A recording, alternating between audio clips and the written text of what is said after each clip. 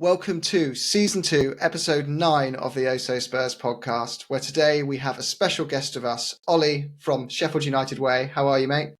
Yes, good, thank you, mate. Thank you very much for having me on. I'm looking forward to it. A bit more than I'm looking forward to the game, because I don't imagine that's going to go our way. No spoilers, Ollie, no spoilers. We're looking forward to your overview of Sheffield United and what you're expecting coming to White Hart Lane. So, yeah. And otherwise, we've got Stuart with us. Hey, Stu. Go on, everyone.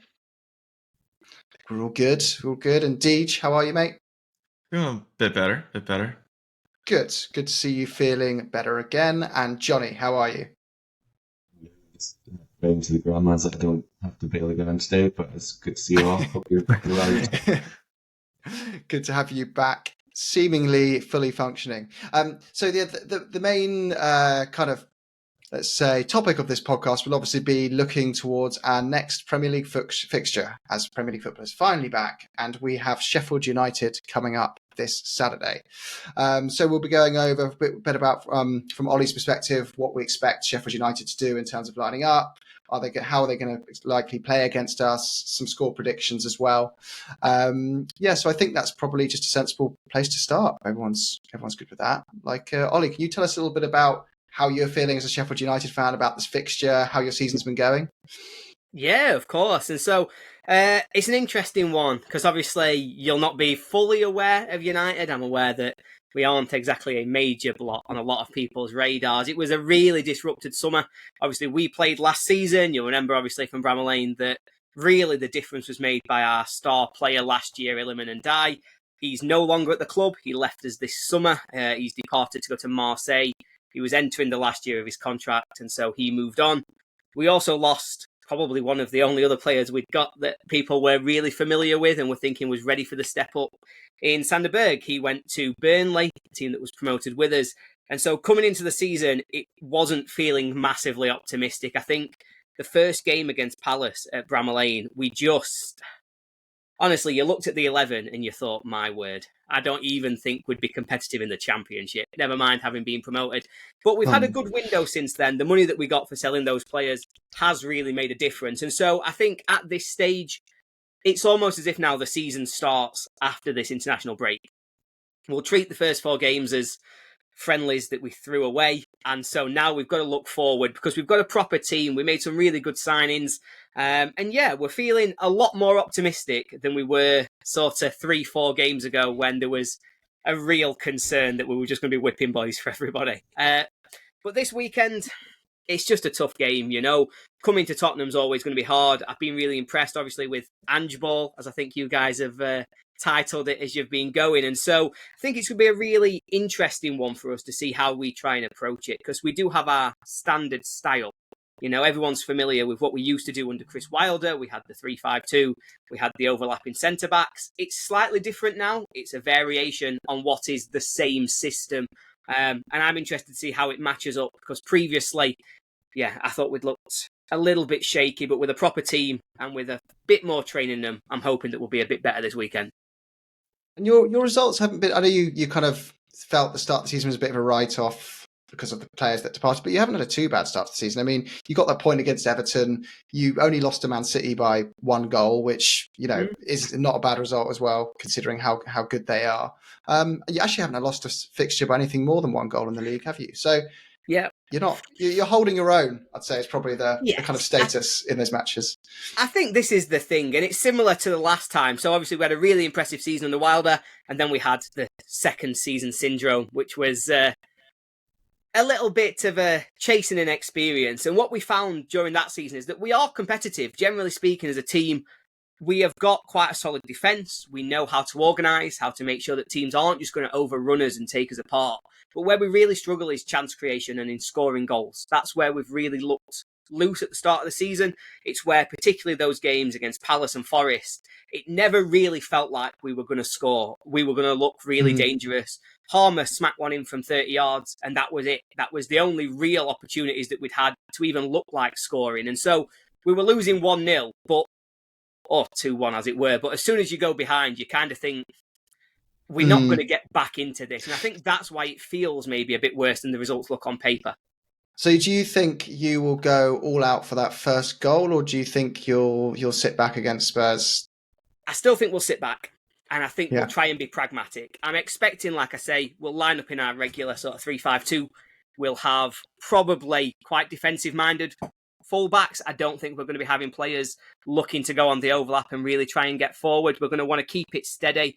I wouldn't be too shocked if it's a similar style that we play to what we did against Man City, where it was really just about containing. It's about making sure that there's limited space for you to get sort of opportunities in the box. We'll allow you to go wide, and we'll back ourselves to head it away if you're trying to cross it in. And we'll really try and compact the pitch and then play on the break. We've got some pace now up front. We've got McBurney who can hold the ball up. And so with two senior strikers, McBurney and Archer, I think we can actually be a bit more effective on the break as well.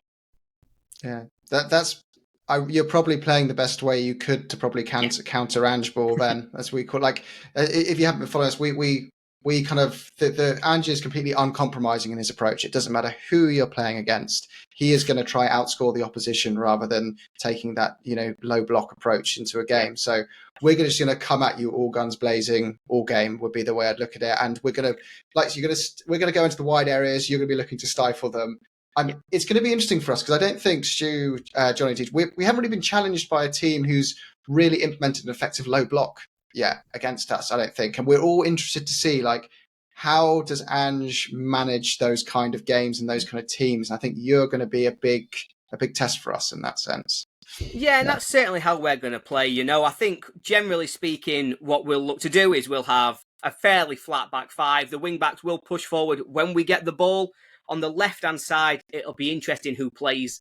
But if it's Larouche, he will very much be trying to charge forward with pace to try and support the attack. But generally speaking, on the other side, Baldock's going to try and be a bit more defensively solid along with the three in the middle. We've got a defensive midfielder now who sits in Vinny Souza. So he'll again step in to really pack out that space. And then Ollie Norwood is a fairly deep player anyway. And I think for us, that's going to be the main question mark for me, is if Norwood plays and he's part of our sort of plan to pack the defence, how do we actually get the most out of him on the ball? Because what we found, particularly against, obviously, City, but we actually saw it against Everton, where actually once they'd stepped forward, we became very, very deep. And so while it's an effective low block, we've got no way of getting out because we're not really that good on the ball to be able to play our way through an effective press. So once we're already penned in, you can keep us in that position. I think that's what you'll be looking to try and take advantage of.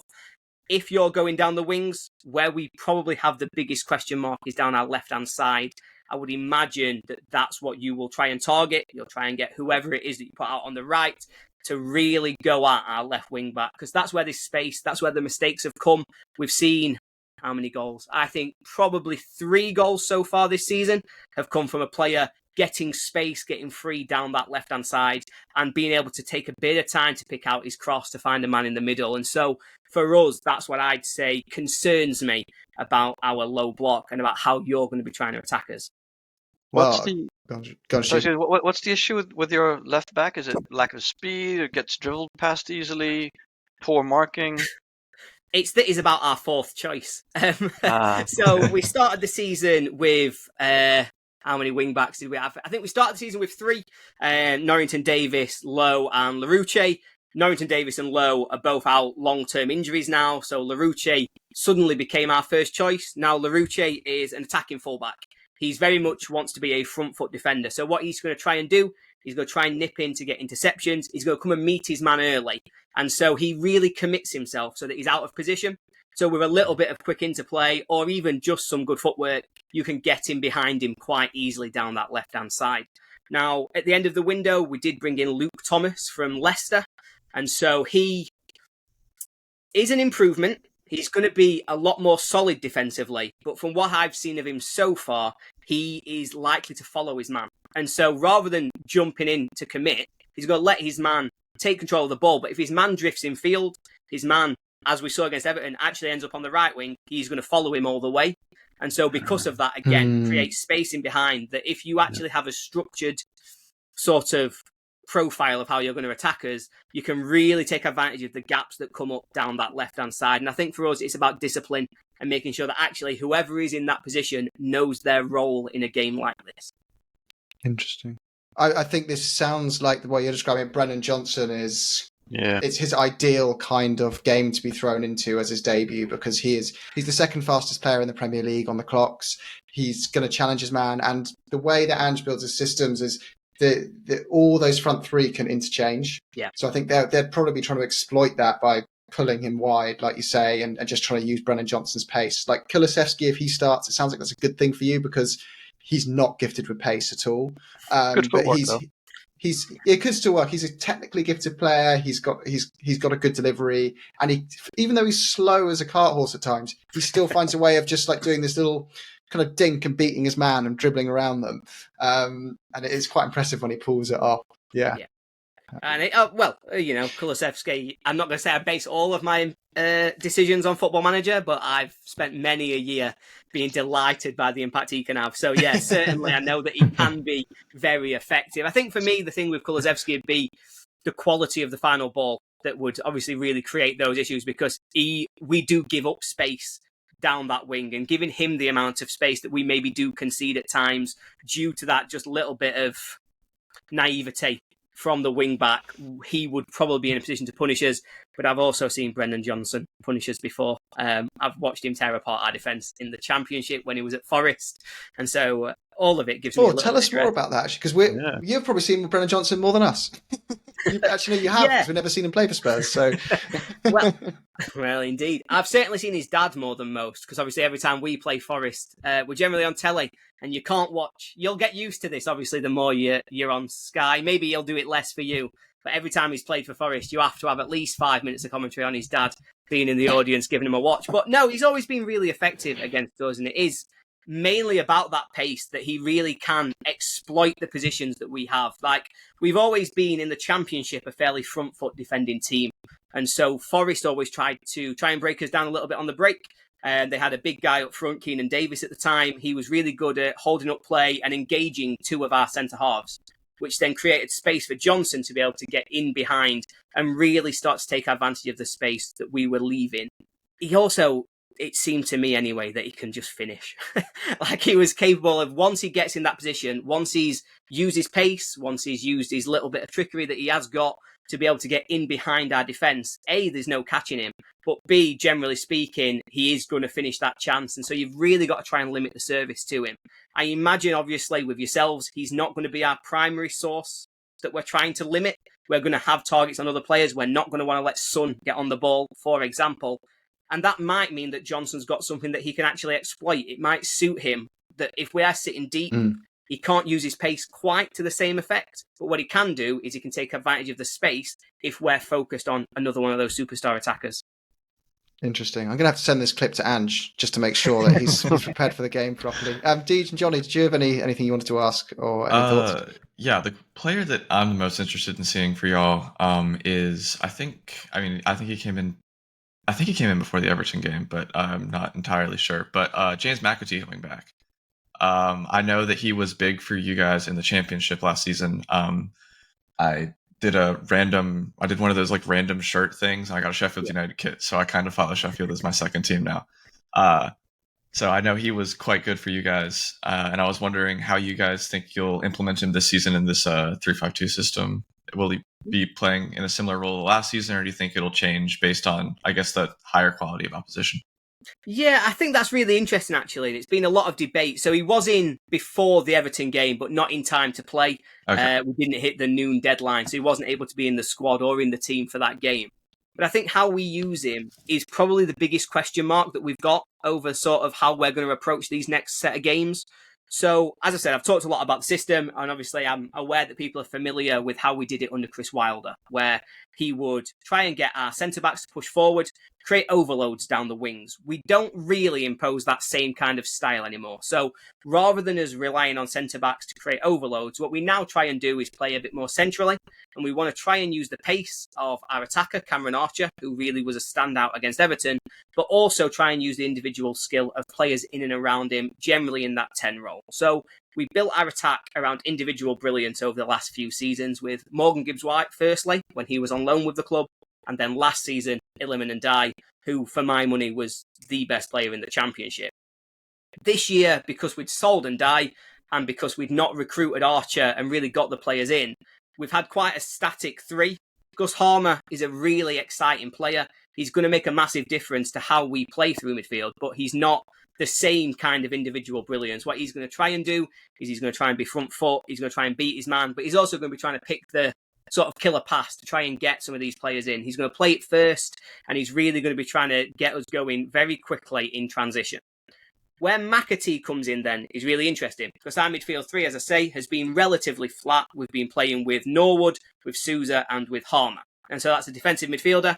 It's Norwood who, for the last, 5 seasons, has been our conductor in the middle. He's going to be the one who we try and get on the ball with as much time as possible to allow him to play generally big diagonals, to create space on either wing once the fullbacks have pushed forward.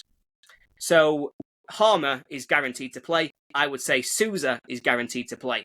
So if McAtee is coming in, the likelihood is that he will be coming in to replace Norwood in that team, which for me feels a little bit of a risk.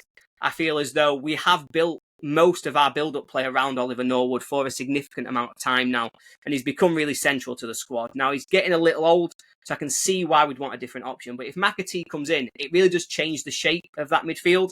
He'd need to play further forward. He's likely to form that kind of role in the 10, where he's going to be that kind of individual brilliance player. What we saw last season was he really grew into the campaign. So at the start of the season, I think the main game that we all focused on was Luton away, where he came into the team, their lad hit him within the first sort of 2-3 minutes with an absolute shocker of a tackle. But that was it. He was done. 45 minutes, he was subbed. He barely had a kick. And to be honest, he just looked completely ineffective and completely unready physically to be able to play at the level. But at the end of the season, what we'd seen was him really grow into his role. You know, he came up clutch towards the end, scored some of our big, most important goals that really got us over the line when we were just starting to stutter a little bit. And so what I think we'll see from McAtee this year is him trying to build on that and try and take on the role as being one of our chief creative players. It's a lot of responsibility to put on his shoulders, particularly in a team that, as I've said, I'm expecting to sit in that low block. And so rather than being possession dominant and trying to get him on the ball, he's actually going to have to be really efficient. He can't make silly mistakes. And so how he fits and how much he plays is going to be a really interesting one for how Heckingbottom tries to make that work. Interesting. And Johnny, what about you? Any questions? Any thoughts? I mean, that's a really comprehensive overview. I definitely hope Angie. Hope he's watching the pod. Johnny does have the hots for Ange, so he does actually call him Angie. He's Lily White. But no, I suppose the only other thing is just I'm interested in, clearly in those sorts of games when maybe the opposition isn't having as much territory up in the Tottenham end of the pitch. Like, we would be more vulnerable to like a set piece, conceding in a set piece. Like, what's the sort of threat? Do you have a sort of Lewis Dunk or a Huth who can like threat from corners or free kicks? But it's what, you know, there's certain players stand over the ball, and like who would be the threats from Sheffield United, and who would you get excited, or what situations would you get excited for a goal from that sort of dead ball situation? Yeah, who should we put in our fantasy team, Ollie? That's the key question. Yeah. And to be honest, this weekend, I'd probably go for Son. In terms of sort of our set-piece threat, though, I think last season we've got the 2 highest scoring central defenders from last season's championship. So we've got Arnel Ahmedodzic, who's obviously signed for United last summer, was really effective off corners, but also was, if any of our defenders are going to try and get forward in open play, he'll be the one that's really trying to push on. He's really an aerial threat, but he's also good with the ball at his feet. And so if it's second balls off a corner, if it's sort of looking for somebody to recycle it, he's still effective in those situations. The other one we've not seen yet this season, that's Austin Trusty. So I think he scored 5 from corners last season for Birmingham City in the Championship. So he can also be really effective. He's really physical, really strong, really fast. But he's not been getting the nod because we've been playing Jack Robinson. Now, Jack Robinson himself poses a very different kind of threat. He's a long throw specialist. And so anywhere down that left-hand side, if we're within your final third, he's going to be launching a long throw forwards. And then obviously we've got the 2 who don't score as many as maybe they should from these situations. One of them's John Egan, who is very good at winning first contact and is absolutely terrible at aiming it anywhere near the net. He will win first contact and it could go anywhere at all. And then McBurney's the other one who, generally speaking, is more effective in open play, sort of aerially, than he is off corners. He had a really, really good chance, though, really good header against Everton, and Pickford made a real wonder save. So we do carry threats on corners with 4 really effective players, but maybe we've just not quite used it as well as we should have done so far this season. We're talking Rory Delap style long throws, or I'm talking anywhere within your third, he'll have it right on the goalkeeper's toes type, launching it in as far as he can. It's a real. I hope you get to see it because it is a proper throw.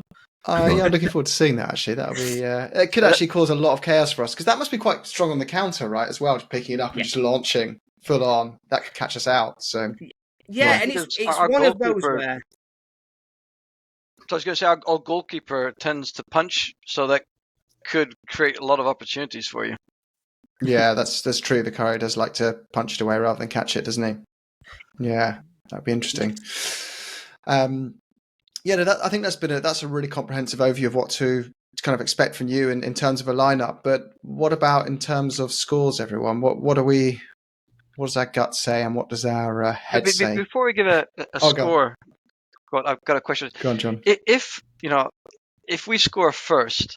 Obviously, if you score first, I'm very worried because you'll sit back and we'll have to struggle to break you down. But if we score first, are you still more inclined to kind of sit back and grind it out, or will you start to throw people forward and leave space behind?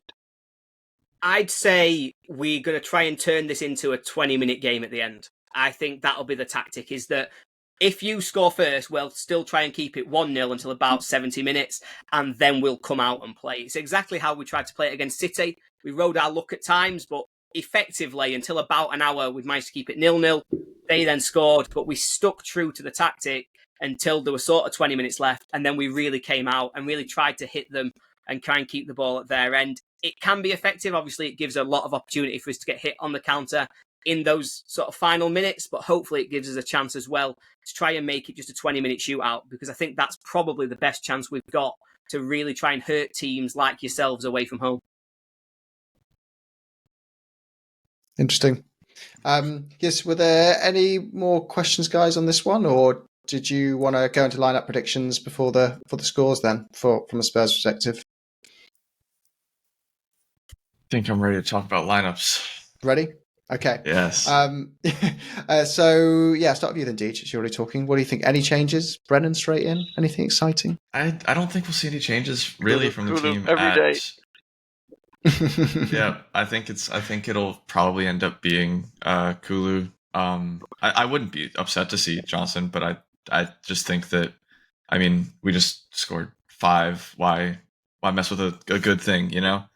The one thing that I would be interesting to see is how Richarlison plays a role in this game, because especially against a lower block team, where we're going to where one of our obvious routes of attack, especially if we don't manage to score a goal early and they kind of stay in their deeper block, would be through an aerial threat. And I think he's really our only forward that has that kind of ability. Because, I mean, I don't remember the last time Son scored a goal with his head.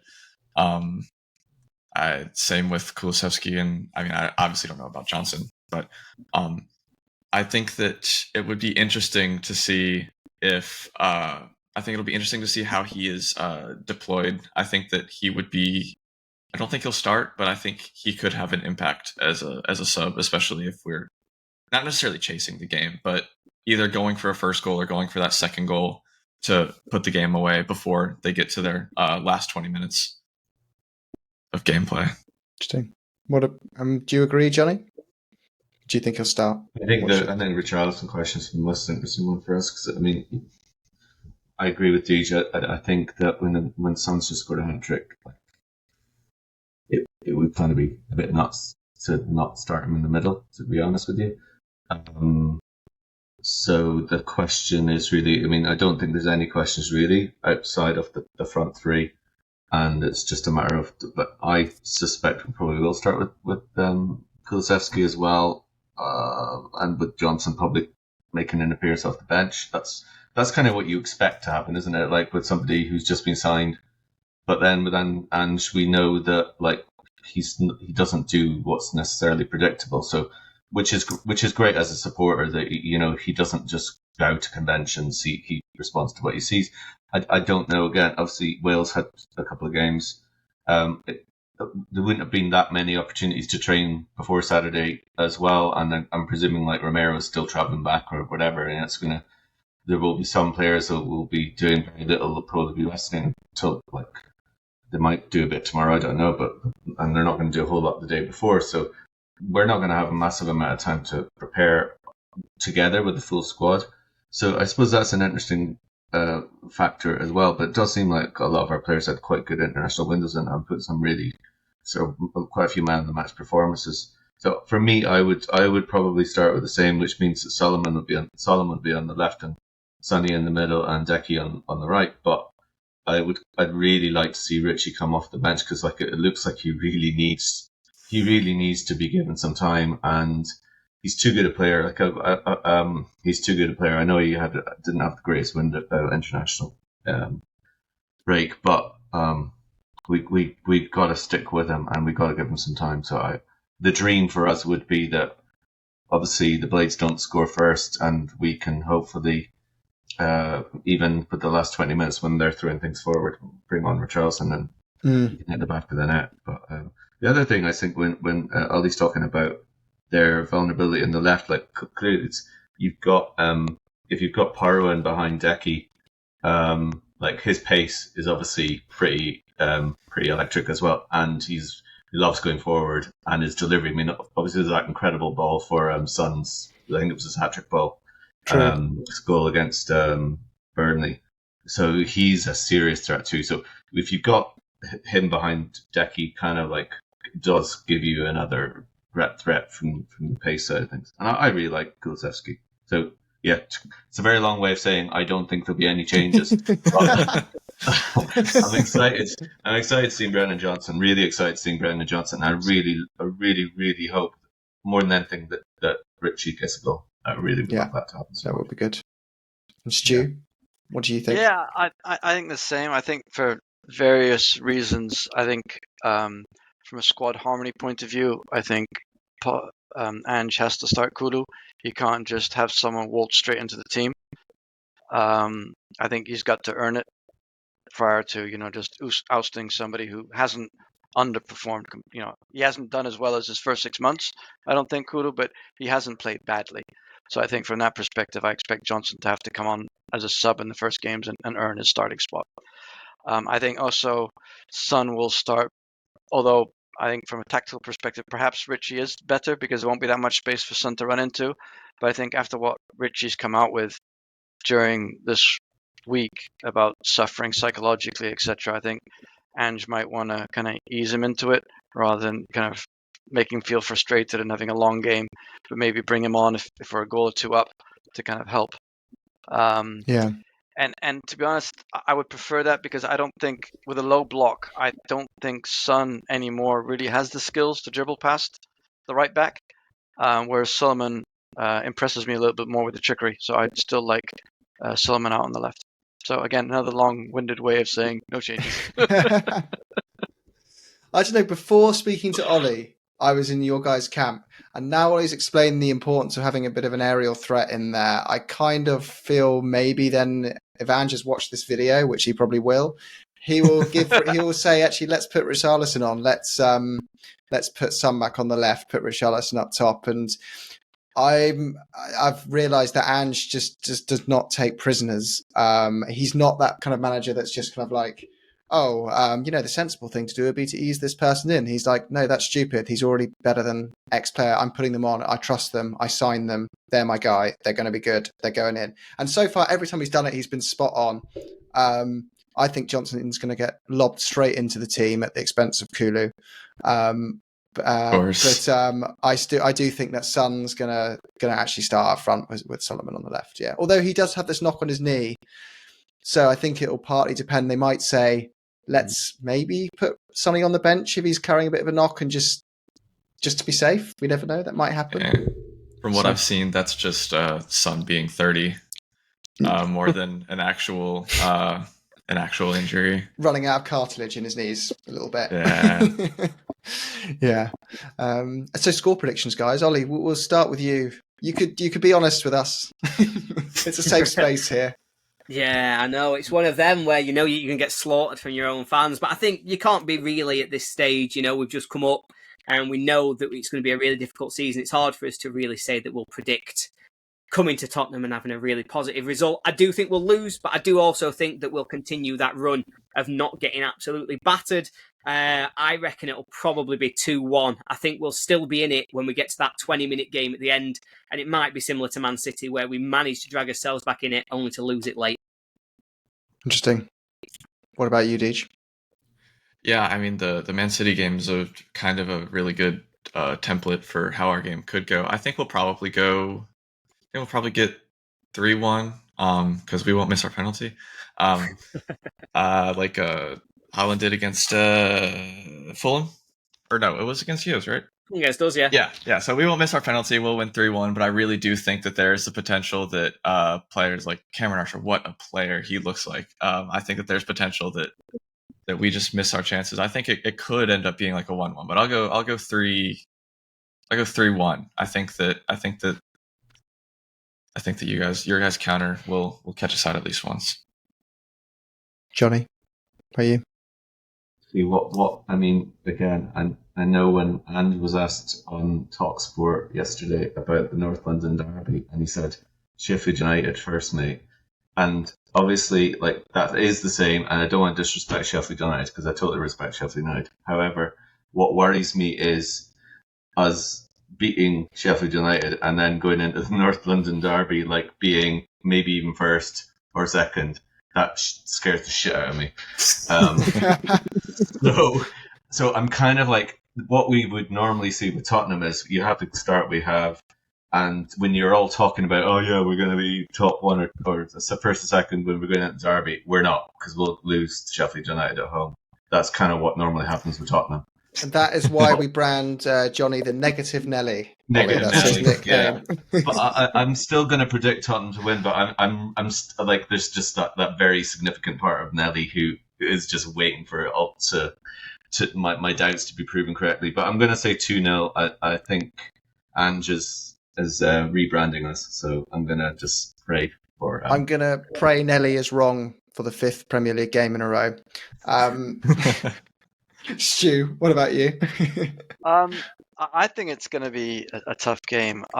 Obviously, don't forget the cup game against Sheffield United last year.